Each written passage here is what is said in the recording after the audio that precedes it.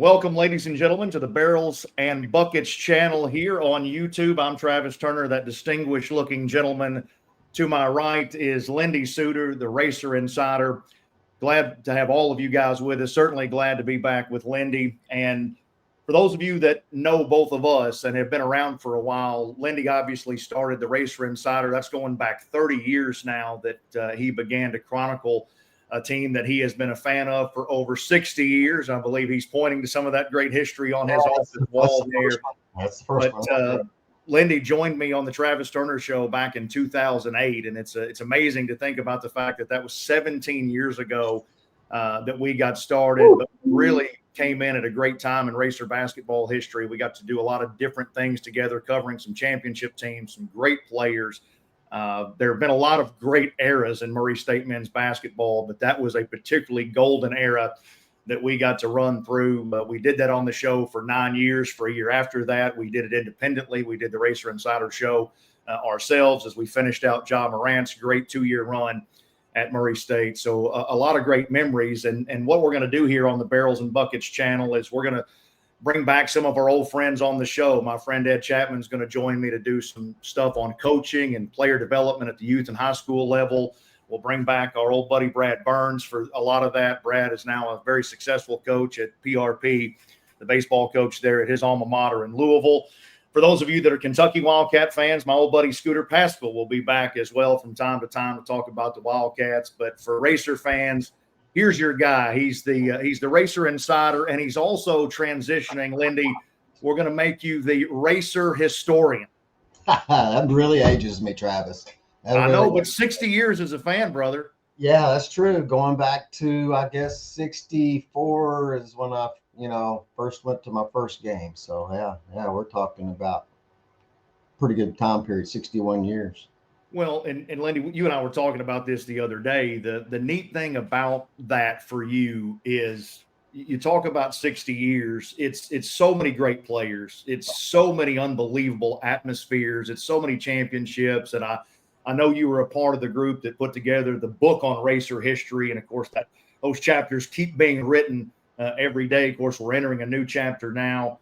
But I think the thing I love about the fact that this has been a 6-decade deal for you is you do have all of these comps, not just to the players and coaches, but to the moments, to the environments. I mean, you've seen, Racer Arena as a fire marshal special over and over again over the years, just that place packed to the rafters, smoke encircling the top of the arena. So many great stories about the great games and the great Racer wins in that building. We've seen the CFSB Center packed to the rafters, which is an amazing sight in and of itself, the sheer number. Of course, the arena going to go under a transformation of sorts here in the next year or so. But it's a lot of amazing stuff that you can put together and just kind of enjoy looking back over the years. And you're able to do some things that some others can't. And that's reflect on this great history. I know one of your favorite individual players is Les Taylor. Oh, so yes. when we see great players today, you can always remind us, hey, this guy's a little bit like Les Taylor. This guy's a little bit like Marcus Brown. You've seen it all. Yep, seen it all. And, of course, did the Racer Insider. Well, started it in 96. So really got to see it up close from 96 through, I guess it was 2019, 2020. But, it's kind of, we go back to that 2008, Travis, when we first started the radio show. We started with Isaiah Cannon and we ended with Ja Morant. So I think we did pretty well. It was an amazing run. It really was. And Lindy, I'll never forget a conversation that you and I had as you sort of set up those first visits. You had been in and you were watching that team practice when Isaiah was a freshman, and you talked about the incredible depth of that group. And of course that would play itself out. I mean, there were 6 guys around double figures with that team, but you said, listen, this Cannon kid, he's just different. He's just special. One of the things he did that was so special was his ability to integrate himself in and not have to be the star. He came off the bench a lot. He was a guy that just fit in beautifully. Obviously, he would take his star turn in time, but you kind of knew out of the gate that you had something special. And same thing was true when Ja arrives a few years later. Yeah, when Isaiah took his first 3-point shot, I knew I liked him because you know how much I like those shooters. I'm a big fan of shooters. But it's kind of neat to see how things have evolved since 2008 too. You know, we started a radio show at that time, Racer Insider, back in '96. Us and the Paducah Sun, the Ledger was it. You didn't Right. have X, you didn't have Facebook, you didn't have all the different avenues. And, you know, when I started the Racer Insider in '96, it was because the racers were not getting the publicity that I thought we deserved. And I wanted to spread the word to the alumnus and whoever would listen or read. And, but now, today, let's fast forward to 2025. You've got Logan Foster, Blakely, Lawson, all of them kids that were kids when I started the Racer Insider. And they Right. grew up on the Racer Insider. And now it's really cool to see them have their podcast, their excitement toward the program. And then of course you've got Jeff Bidwell that has his coverage of the racers too. You have X, you have GoRacers.com. There's so many different things that have changed over the years. It amazes me sometimes. Well, Lindy, it has to. I mean, because the other piece of it is just the access to seeing games. I mean, what has happened with ESPN Plus and other streaming platforms? I mean, there was a time if you couldn't get to the game, you were going to listen to it on radio. I mean, that's still how I think of you and I as guys who, from the 20th century, consuming our sports growing up on the radio, and then maybe there was a tape delay, and then maybe there was once or twice a year somehow, maybe it was local access, you ended up on television, and now the ability to literally see everything, and not just the racers, but all over the country. Yeah, that's so much fun. You know, it makes me think back to Mark Godfrey's first year here, and we doing the Racer Insider. And of course, after every game, he would come to the house, and we would watch the replay on Channel 46. I think it was Larry McIntosh and somebody. Right. You remember that? Yeah. And Oh, yes. watch Yes. that replay, and that's the only chance we had to watch it. And of course, you know, I've actually got some of those games, I guess, on tape because I've got going all the way back to '80 on VHS tape that's being transferred over to the DVDs. Now I guess I got to transfer them from a DVD to something else. I don't know what it is, but a lot of really good memories there. And you know, the one thing, and I want to say this because the one thing we preached starting in 2008 was think big. We think big. This program, perception, whatever, we needed to up our thinking because we belong there. And I will have to say, Travis, for the first time since 2008, all the successes we've had, all the publicity have, I do think right now is a time period where we are positioned to make that move. And you're really forced to make that move. You either got to think big and go big or go the other way in this current college basketball the way it is today. And I really like that. Yeah, Lindy, I don't think there's any doubt. And that's something, talking about the transformational time in college athletics. And you and I have talked a lot about, you know, as old as we are, where we come from, it hurts sometimes to see things change and they're not the way they used to be, but they are where they are. They're going where they're going. I think you're seeing it at the college football level. Obviously, there's the two different divisions between FBS and FCS, but even for the big boys and the blue bloods in college football at the top of Power Four, they're finding themselves now being encroached upon by programs and universities, athletic departments that are willing to invest. And you've got boosters who are now really in so many ways becoming minority owners. Yes. Once upon a time, somebody rolled into campus. They were coming because of the name here on the front. It was Kentucky basketball. It was Alabama football. Then probably at least within even the last 5 years, people were showing up for a coach. They came to go play for John Calipari or Nick Saban. And now a lot of guys are going where there's money, where there's opportunity. You see what's happened with Indiana football right now. It's incredible that the closest pursuer to Ohio State, blue blood brand, is Indiana, which has been doormat, you know, so often. You see Vanderbilt going to Texas with a real chance to beat the Longhorns because they are able to bring in and pay for a Diego Pavia, who's done such a great job as their quarterback. And in basketball, you and I had the conversation the other day, and I really believe if the NCAA tournament stays either in this format or an expanded format, in the next 10 or 12 years, we're going to see somebody outside the Power Four or traditional power, Big East that's not Connecticut, maybe A10, but maybe even below. I think every day it gets closer and closer, the distribution of great talent. Yeah, Lindy says, how about the Murray State Racers? And we'll talk in a minute, Lindy, about the fact that this racer roster has gone truly international. And that's another thing, the great expanse of talent across the world, what that's doing in college basketball. But yes, as you said, it's kind of going to be a choice for athletic departments, universities: go big or go down. Those who invest and invest wisely may find themselves in territory they've never been in, kind of like Dan Skirka and the baseball racers in Omaha back in the summer. Yeah, and you go back to league affiliation. We talk about the Ohio Valley Conference. I know I heard a lot of talk around town that we should have not left the Ohio Valley Conference. I think anybody that looks at the OVC right now thinks that we made the right move, and there's no question with the current situation that we're in, that we are in the league that we belong in. And the only thing is, from 2008 to what, 2019, is that 20 or something like that? We had them to talk about, Travis. Right. we had the municipal to talk about. We don't even have Beth to talk about it anymore. I can't even go back and talk about it. But anyway, that's another thing. Yes, that was Lindy for a long time had a target. He had a bullseye with the OVC offices on it, and hit his mark again and again.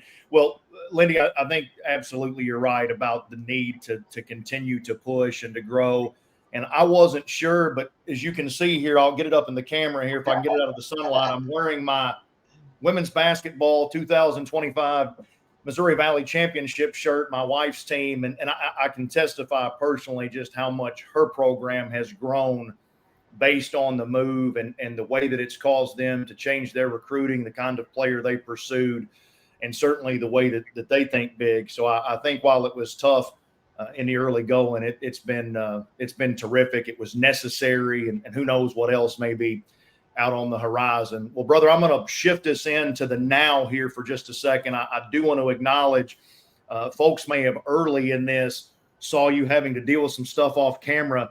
Lindy's at work, guys. So this is both work and work for him today. He's working a double shift here as the Racer Insider. He's also with the Suiter Insurance Group, and they are our sponsor today and will be one of our sponsors always. Lindy, I'm going to throw a little contact information here up on the screen, but before we talk about the here and now in Racer men's basketball, tell us about Suiter Insurance Group. Yeah, I've been around for a while, Travis. Been doing the business now, I guess, for 40-something years. Of course, went on my own probably about 15, 20 years ago. Operated as Western Kentucky Insurance, and then changed the name several years ago to Suiter Insurance Group. We're an independent agency. We offer all coverages. I mean, you can't hardly name an insurance product that we don't have available. We probably specialize in business and personal auto and homeowners and all the toys you've got. That seems to be our little niche that we've got. And we've got some great people. I got a great team. That's why I can sit in here and do this, because I've got a team out front that I call them all first conference players. They're all conference, every one of them. And that's how we do it. We work as a team, and we put the customer first. I can promise you that. Suiter Insurance Group, SuiterInsGroup.com on the web, and 270-753-5842 to contact Lindy and his all-conference group. So, folks, give you an idea of what we're going to do. I don't know how many episodes it will be total this season. We've already sort of set our production schedule through December. This is episode 1. Unless we change our schedule, and we may, we're projected to record episode 13 on December 30th. So at least one a week. Sometimes maybe there'll be 2. We're going to kind of get set up where we preview what's coming up, but we start with a review of what Lindy has seen and sort of the opinions and thoughts he's formulated off of what he has had in front of him. So in a minute, we'll kind of review what he's seen from the exhibition, what he's seen from the guys in practice so far. We'll take a look ahead to the Omaha game that gets the Racers started. But what we're going to do kind of when we get going on these, just like a press conference, I'm going to let Coach Suiter here. He may not want that title, but he's our head coach in the press conference here. And Lenny, just kind of your opening thoughts about what you've seen about this group of Racers, whether it be in practice, the exhibition game against Northern State on Sunday, but just first impressions, my friend. Oh, my first impression was really good, Travis. I mean, I guess I've watched this team probably at least 10 practices, of course, both of the exhibition games, a couple of really good scrimmages. And from day one, you walk in there and you notice a difference. I mean, the first thing you notice is that we've got size, and you know how important that is. And we also have shooters. We've got shooters and we've got size, and that stood out to me first. Getting into practice, you could tell that these guys have been playing college basketball. Some of them, they were far advanced, I guess you would say. Right. They were ready. And of course, having that summer to go down to the Bahamas and being able to practice was a big advantage. But to bring 15 new players together and to develop chemistry, which I think, despite what I've seen talent wise, I've been very impressed the way the coaching staff is building their team chemistry, doing things with them, taking them to places together as a team, Right. compete against each other than basketball, the pickleball and all that kind of stuff. That has been really impressive. And hats off to Nico and the group for being able to send them to the Bahamas, because that was important for this team, probably as important as any team that we've ever had. But just the competition is unbelievable. The depth, you hear every year, oh, this is the deepest team. I don't know how anybody could argue that this isn't the deepest team that I've seen. In terms of talent, length, size, yes. And I was very impressed with them from the get-go. But then when the Frenchman joined them, Roman, it went to a different level with me. I mean, I just seen things in him that that you send Mark Godfrey a text message and say, hey, if you know any guys in the NBA, we got another pro. And I don't miss often. Well, no, your track record there is really good. He just takes us to a different level. And then you've got the other kid from France. I mean, those two kids and the kid from New Zealand, those are big additions to this team. I mean, they were very, very big additions. We would have been good without them, but you throw them kids in and, it does take us up to a level. And that's what I like. When I look at our team, lots of times we're undersized. We may be a little quicker than the Power 5 team, a little bit undersized. But with this team, when they walk out on the floor, when they're out there, they look like a Power 4, Power 5 team to me. And that's what strikes me first. Just the excitement going into the year. You just get that feeling that I really believe this team is a top tier team in the Missouri Valley. I really don't know what how high they can go. What what is their limit? It could be, who knows, because they've got all the ingredients. I mean, you got Fred King, who could be an all Missouri Valley Conference player. Roman Doma, in my opinion, be the MVP of the league. I mean, I'm making that prediction right now. So what we've always talked about. If you've got two guys that's good enough to make all conference, you're going to be a good team. And I've been impressed with the way Ryan handles practice. He's very detailed. He's got his own way. It's kind of cool. I can go back all the way to Cal Luther's practices, and I've seen all these different coaches conduct practices, and there's not a one of them that does it the same. Every single one of them was different, and that's amazing to me too. That you could have that many coaches, and everybody has their own way. And but we definitely got a good one. Like I said, Nico's made the dedication. We just look like we're operating like a big time program now. Well, and Lindy, it's a big time roster, and a couple of things that have struck me early.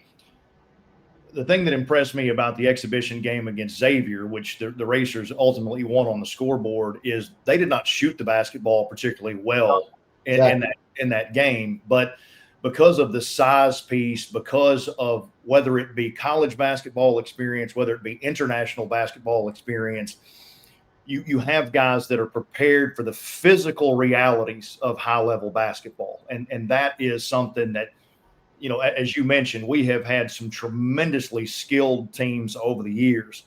But when you get to that point, when you play against those bodies, and we might even not even be talking about a 6'10", 260 guy, we might be talking about a 6'5", 220 guy who is just grown man. I think about the NCAA experience years ago with Steve Prohm's team with Isaiah, that group that was so great, and they get knocked out in the NCAA tournament by a great Marquette team who has Jay Crowder, who is every bit of a man. Mm-hmm. And you tend to face those rosters that have that kind of strength, that kind of length. And you mentioned the players out of France, Coburn and Doman, and these guys, French basketball has just exploded. I think anybody that follows the international scene, but look at professional basketball, that which really sort of began as a slow trickle with Tony Parker, and then became Nicholas Batum and Rudy Gobert, guys that are now at the tail end of their career. And now the most talented, the most unique, the most gifted basketball player on the planet is Victor Wembanyama. And what French basketball has produced. I mean, look at that guy at 7'4", 7'5", Lindy, the incredible skill That's that what he possesses. And that's what you see with Roman. I mean, he has this incredible skill level at his length. And sometimes American basketball needs to step back and look at what France and Germany and some other programs are doing, how they develop players through their club system, through their junior pro system. These guys come with a ready-made game to play at this level. So that is a huge infusion. And yes, as you noted, all these pieces have to fit together, but the competition for playing time is going to push them. And Ryan Miller is able to say to them, these guys, hey, if you want to play, you're going to have to play for us. Because if you're not gonna, I got 4 more guys down the roster that will, and we're not going to drop off. Oh yeah, there's 10, 11 guys that you could throw out there as a starter. I mean, you could, no question about it. I really like our depth at the point guard too. I mean, you've got two. Well, like the other night, I think they had 18 points and 0 turnovers and 8 assists between them. Both of them bring a little bit of something different, And then with Roman, I mean, he's another point guard really too. I mean, I've never seen a guy that can go up and grab a rebound and not have to worry about throwing an outlet pass to a point guard. Yeah, he's just gone. He's gone, and he's got to. That's what amazes me is his all-around game. He's also got something else I really like too. He has unorthodox basketball moves. Yeah, they're just different. Yeah, John Morant has kind of the same thing, a little bit different way of doing it, but he's got, you're not used to guarding that. No, well, we used to say he has game. He has his game. Yeah, he has his game. I mean, and I can't wait for it to get started, Travis, with this group. I really can't. I'm excited about them. Well, and it's just a nice thing always to know that you have what you need. And Right.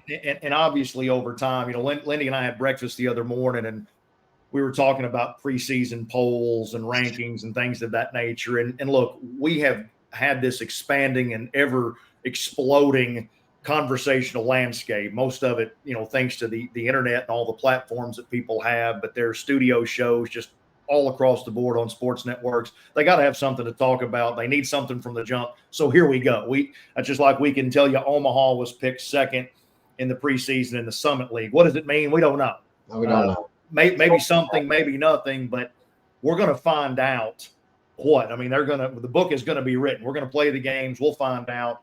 But the excitement piece, Lindy, does come from knowing and seeing, hey, we have everything we need to compete. You raise the question, what is ultimately the ceiling? We're going to find out.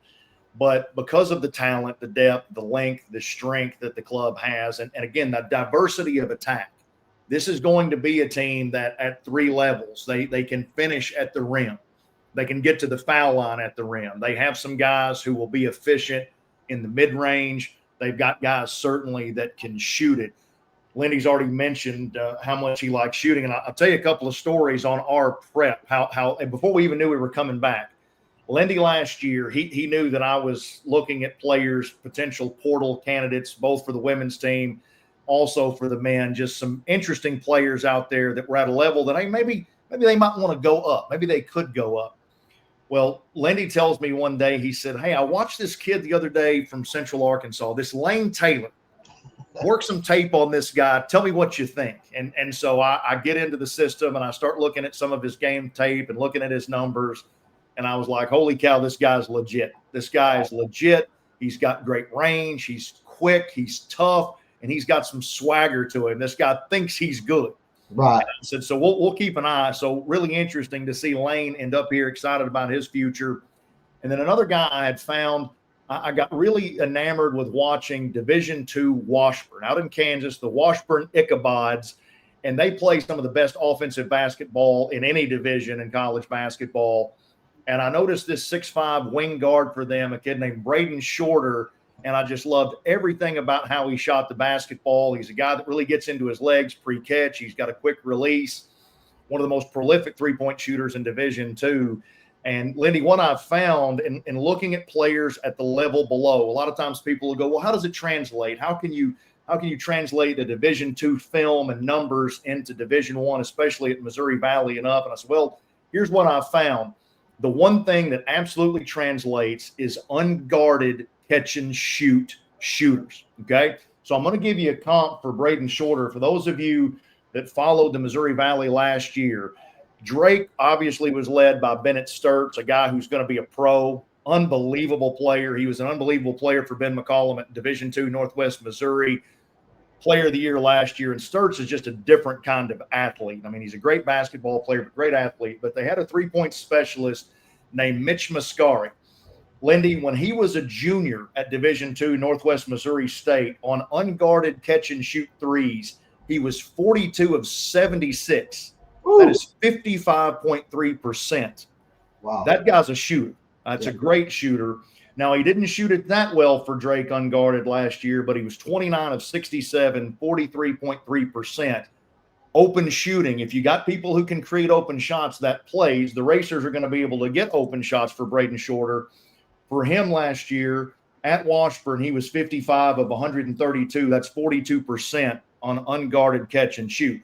So whether it's Dolman, whether it's Coburn, whether it's Taylor, all of these talented perimeter players that can create shots, when Braden Shorter's in the game and open, there's a good chance it's going in. He's made 9 triples in the 2 exhibition games. Oh, I love his confidence and his quick release. And like you said, he gets those feet set and he's already in the motion when he catches that ball to go up and make that three. But his confidence levels on another. The whole team has high confidence. They all can shoot the three pretty decent, really. Just about every player on the team. But you really like this guy. I mean, you know, he's definitely going to get the playing time. There's no question about that. And it is kind of wild how we were talking about those 2 kids before there was even a coaching change. Yes. Oh, yes. And they end up here. That's pretty cool, really.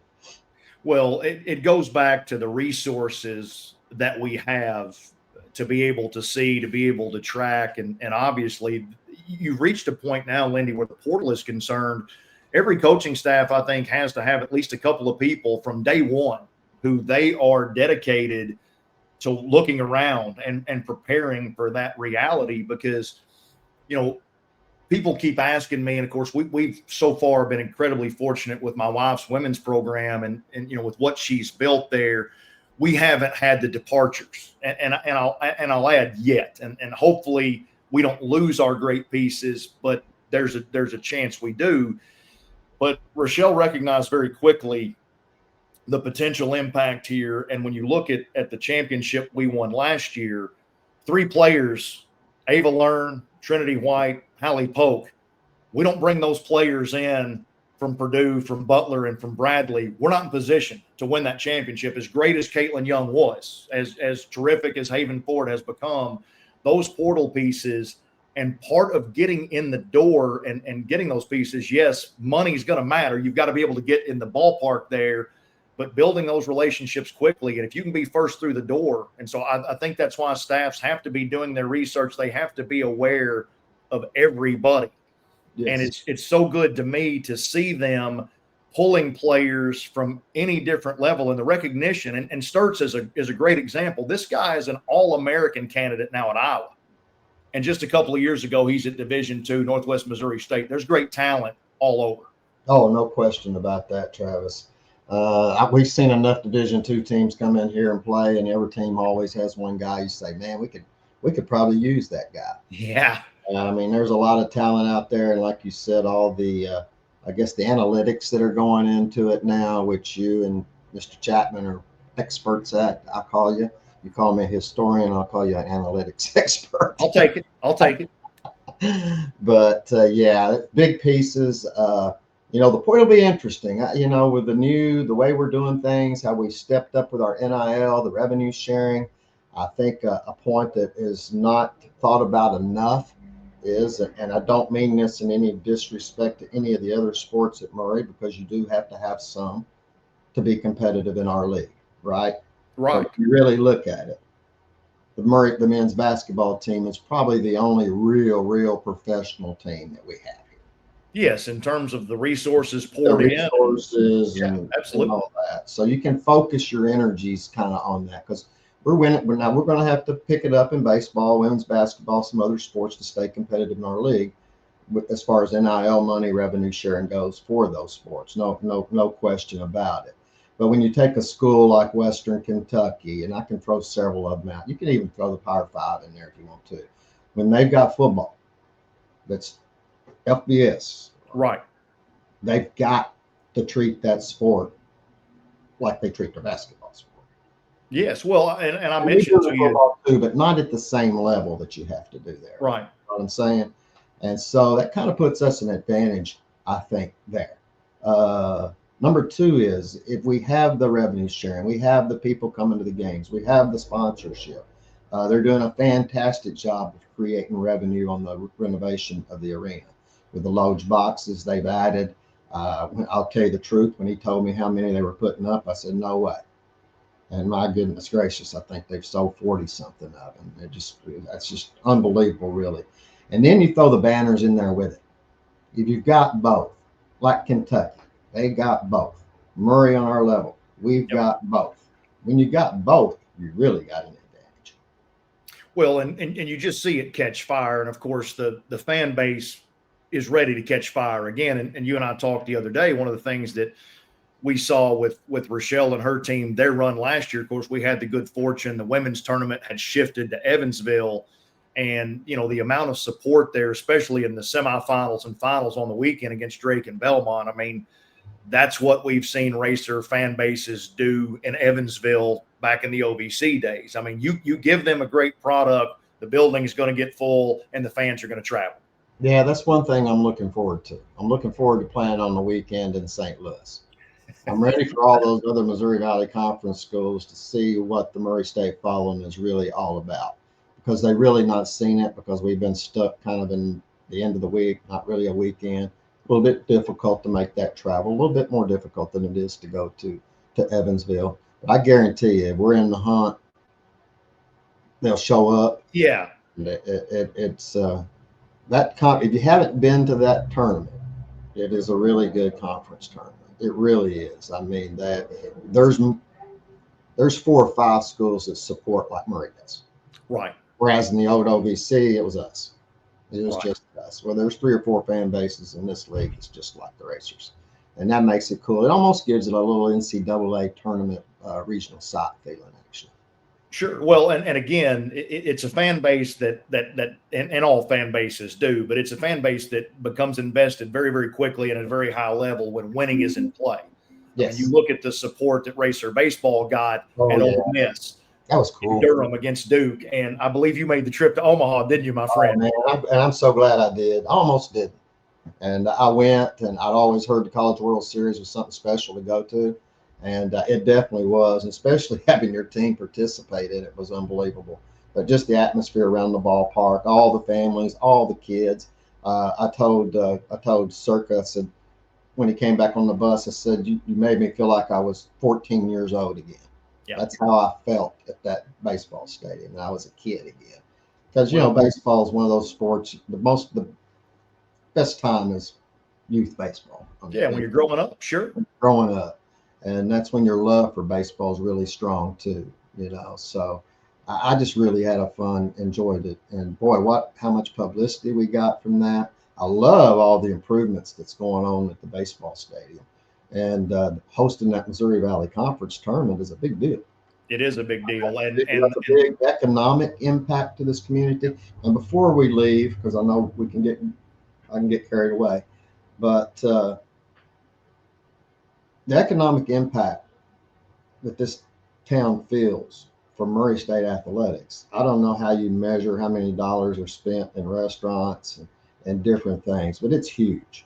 And that's why it's so important to keep the support going, because we got to keep the crowds coming. We got to keep, we've got to keep that not only for our university and just the regular fan, but for the businesses in Murray too. I mean, it's huge. Well, and I will name drop Lindy, Dan Skirka. He must be following you because last night I got a text from him that said, "You're a podcaster now." So he's locked in. He knows. So hopefully Dan will see this at some point, and he'll know how proud we are of what those guys accomplished and trying to position themselves, obviously, to win the Missouri Valley again this year. And that's the sort of thing, Lindy. I think, of course, we had women's tennis do it. We had Trey Wall win a individual golf championship. But what Rochelle's group did, I think, opened the door and going, look, we can do this. We absolutely can do it. Baseball goes, and they build on it. Just an incredible achievement. Men's basketball, we think, is going to get back there. And then just as it once was a few years ago, now the expectation is you pursue a championship every year. Exactly. And, hats off to Rochelle, too. I mean, I go back to her getting a job, and we go down to Martin, and they would plaster us some, when she first got here. I mean, Martin had a better program than we did at that time. And fast forward to today, big difference. I know it's your wife, but you got to agree. Huge. She's pretty good at what she does. She's pretty good at what she does. I saw where she's been nominated as a mid-major coach of the year candidate for this coming year. Is that correct? And, I believe so. And actually, Lindy, I think they have not. Last year, they didn't get a ton of respect from that poll. I believe preseason they're recognized as number 8. Yeah. And of course, she hates that. She's glad to have the publicity, but she's like, come on, we want an extra chip on our shoulder. So we're going to have to make do that the league preseason poll had Belmont 1 and us 2. So we'll use that to get the kids motivated. But yeah, she's a remarkable coach, and she always has been. But I hope people have recognized what a program builder she is. Oh, yeah. And where the program is now. It really is pretty amazing stuff. And, had they not suffered on the scoreboard as they did against Iowa, they entered the NCAA tournament as the number 1 scoring team in Division I women's basketball last year. They finished number 2. But if you haven't seen that show, it's a good one. You'll want to catch it. Yeah, that's not just the winning. The players, the style of play is really fun to watch. I will have to say, I went to more lady, or I still want to call them the lady racers. We'll let you do that. I get stuck on it. I don't know why, but I know I went to more lady racer games last year than I have in those 60 years. Or well, women's basketball hasn't been around for 60 years.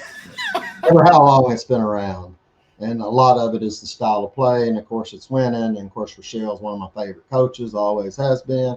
I think I can remember a little conversation me and you had over at the radio station in that little room that we were in that might have discussed this. And I'm so glad that it's all worked out for her. I really am. And you and the family, the whole bit. It's pretty cool. Yeah, we like it when it works out for her. That makes it easy. It's easy on you. I just would always wonder what it would be like to be at your house after a loss. Yeah, it's interesting.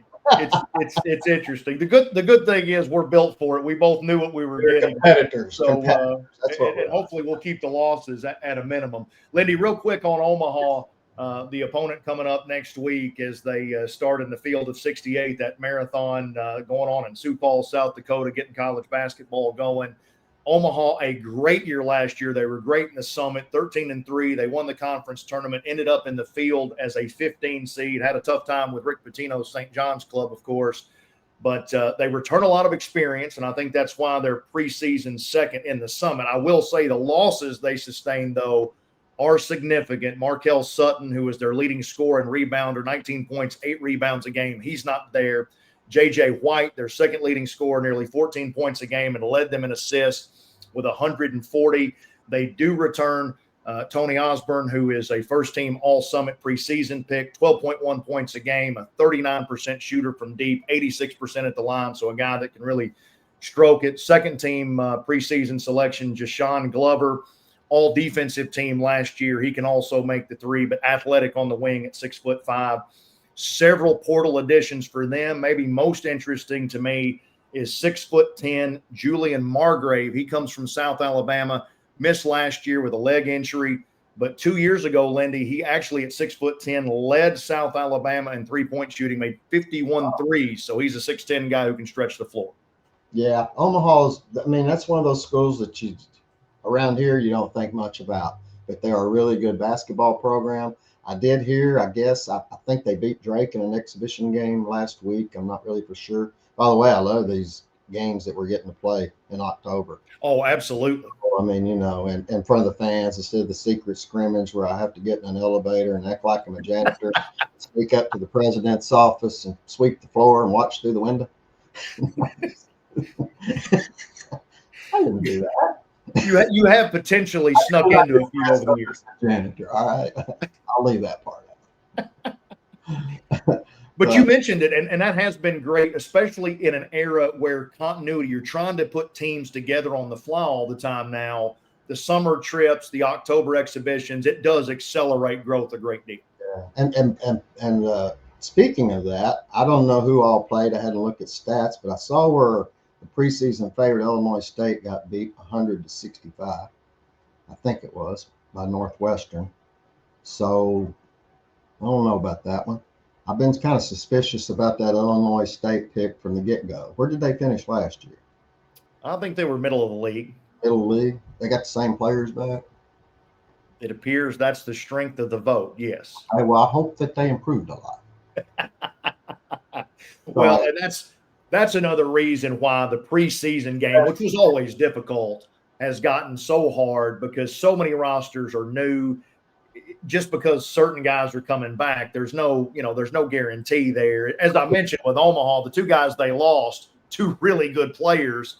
The 9 they've got coming back, that's good. But a lot of the game now is going to be what are you bringing to the table, not what you have back. Exactly. No question about it. That's why I think all of them are off. I think we were picked second last year, pretty much based on having returning players. Right. So, I'm not paying too much. I know one thing, and I'll put my 60 years on the line here. We'll be in the top 4. I think you're safe. Write it down. We've got a guarantee. I'm this close to saying getting your dancing shoes on, but I'm going to wait a little bit. All right. Well, that's from a superstition standpoint. That's safer. Yeah. We'll wait till like late January to throw down that prediction. All right. After we go 20-0 now. Hey, it's happened here before. Who knows? It's happened here before. All right, my friend. I'll give you the parting shot here. Anything you want to share with our audience as we go out? Thanks for tuning in. I'm glad to be back. I'm really glad to have Travis back. There's nobody better than Travis Turner as far as I'm concerned when it comes to sports. He's the top, and I'm so happy to have him to lead me on because I know I could not do this without him. I even tried it with other people, and I never felt as comfortable as I felt with Travis. But that goes back to our first 2008 show. We just clicked. He also knows how to push my button.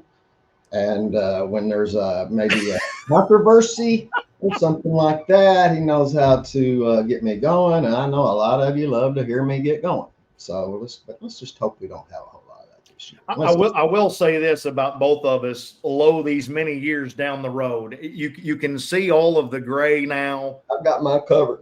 Yeah, we're a little older, a little wiser, maybe slightly more mature.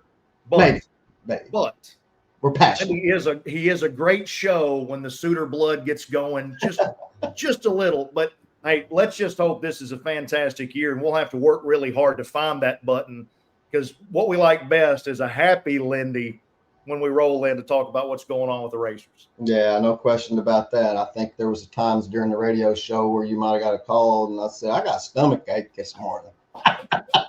Hey. I can't make it. I'm sorry.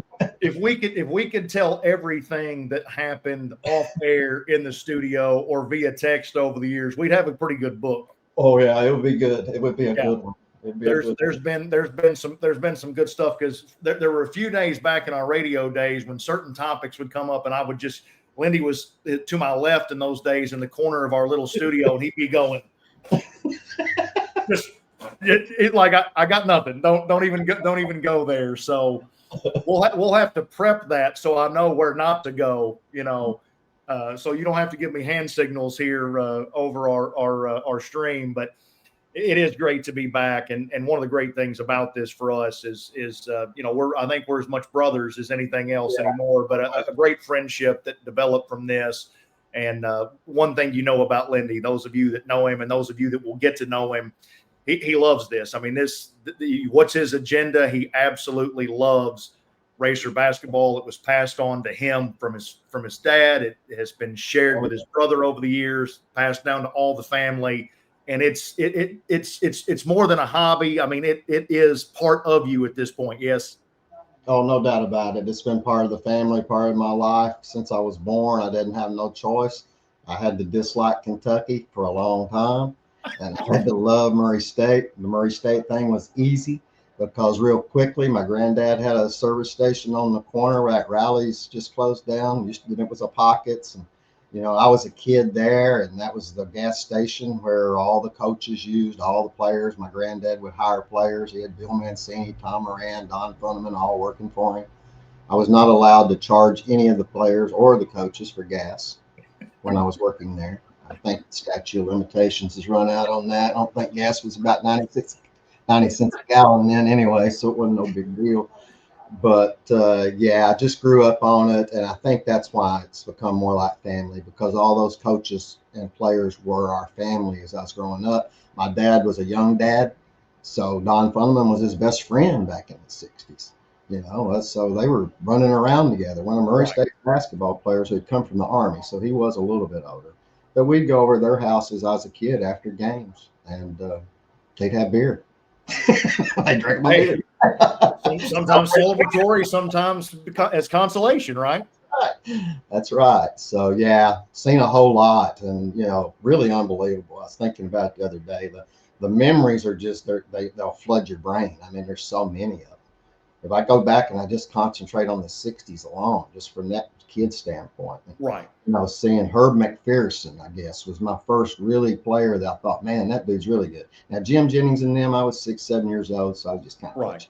I could name the starting lineup because my dad would take me around and he'd say, Lindy, tell him the starting lineup. He'd pat me on the head. Come on, son. When you're that age where this started for you, your heroes are larger than life. Yeah. And that's the neat thing about people who have been able to grow up here over the years and see this. I mean, I will never forget back when we had the ball handling troop, the Little Racers. I was a little racer when Ron Green was here. Yeah. And getting to be around Lamont Sleets, Glenn Green, all of those guys, Gary Hooker, Ricky Hood, all of the great players, Brian Stewart of that era. I mean, it was a huge deal. And that's one of the things that you hope for our kids that are growing up here now. They get to have that same connection to these guys. It's a cool thing to be in a college town. Oh, no question about that. That puts us at a big advantage. No question. Great living here, growing up on Racer basketball, going to Cutchin Field back in the day and circling the track, watching the football game. I mean, we're just very fortunate. And I think I said back in our radio show days how fortunate we are to have this here. I mean, sometimes we take it for granted, but to have these sports available just to get in your car and go down the street and watch a high-level basketball game is something that's we should cherish. Yeah, high level is should be grateful for too. High level is right. So a lot of basketball coming your way. The Racer women are going to open up exhibition play against Trevecca coming up on Monday. The Racers in action against Omaha. And I'm going to let Lindy operate as our marketing arm. So if you ever need to know what's going on, this man on Twitter or X now, Lindy, right? X is where the Twitter sphere is now. On Facebook, if you want to know what our schedule is going to be, he's going to let you know. And we will stay, very regular. Schedules may change, and we may be off a day here or there, but we're going to try to stay very religious and kind of from a standpoint to let you know what each show will kind of be like is we're going to stay in the 30-ish minute range. Lindy said the other day at breakfast, as we get set back up, as we get started, he said, there's no way we're going to hold it to 30 minutes. We're coming up on 50 minutes here. I was just watching that. But we will try to be very disciplined. And I think as we work a show or two a week, we'll be able to do that. But hey, if you get tired of us, push pause and then come back, and you can finish it if we're too much at a time. But yeah, we're excited to be back here, and so we will have the YouTube channel, which is Barrels and Buckets. We're going to be talking a lot of baseball, a lot of basketball here. Obviously, this is one of our buckets here.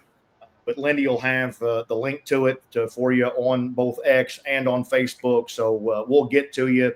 And I promise you, he'll let you know what's going on. But my friend, great to be back. Off to a great start. Hopefully our men's and women's teams are also going to get off to a great start. We'll get back here and we'll let them know what Coach Suiter thinks each and every week.